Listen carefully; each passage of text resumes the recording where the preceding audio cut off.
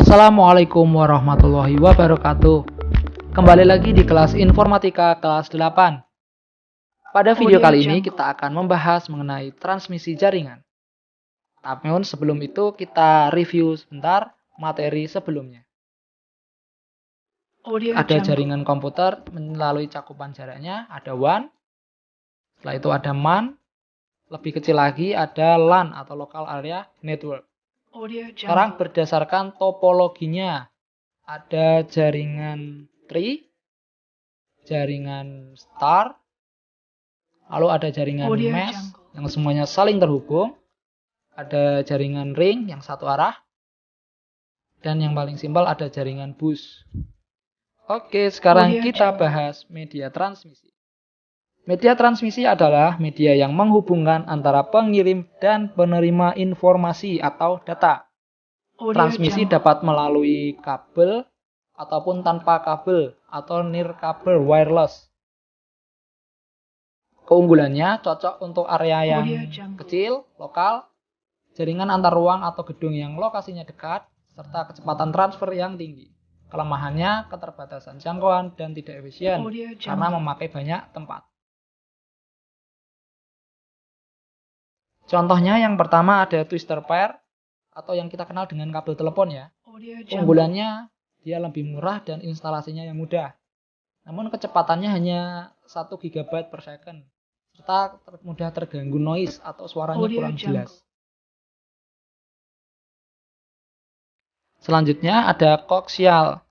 Kabel ini berisi kawat tembaga yang kaku dan keras sebagai intinya dan di sekelilingnya dilapisi penyekat. Kelebihannya, harganya sama relatif murah, tidak terganggu noise, jangkauannya mencapai 200 meter, serta kecepatannya mencapai 10 MB per second. Yang ketiga, ada fiber optik. Kabel ini berukuran sangat kecil, serta mempunyai 3 komponen utama, yaitu media transmisi, sumber cahaya, dan detektor. Jangkauannya mencapai 2 km dengan kecepatan 100 MB per second. Kelebihannya tentu saja, kecepatan yang tinggi dan tidak terganggu noise. Namun harganya cukup mahal. Untuk jaringan nirkabel, keunggulannya dia dapat diakses di mana saja dan kapan saja ya, karena tidak terikat kabel. Namun kelemahannya kecepatannya lebih kecil dari jaringan kabel, rawan gangguan sehingga memungkinkan kehilangan data, serta jika sumber dan penerimanya cukup jauh jaraknya, akan semakin sulit sinyalnya. Contohnya ada satelit, yaitu media transmisi yang berfungsi menerima sinyal dari bumi dan meneruskannya ke stasiun bumi lain. Sinyal radio, transmisi yang dapat digunakan untuk mengirimkan suara ataupun data. Yang ketiga, ada inframerah. Biasanya digunakan untuk komunikasi jarak dekat dengan kecepatan 4 MB per second. Dalam penggunaannya untuk mengendalikan jarak jauh, misalnya remote control pada televisi, serta alat elektronik lainnya. Yang keempat, Bluetooth. Spesifikasi industri untuk jaringan kawasan pribadi atau lingkungan lokal ya, yang tanpa kabel. Bluetooth menghubungkan dan dapat dipakai untuk menukar informasi di antara peralatan-peralatan. Spesifikasi dari peralatan Bluetooth ini dikembangkan dan didistribusikan.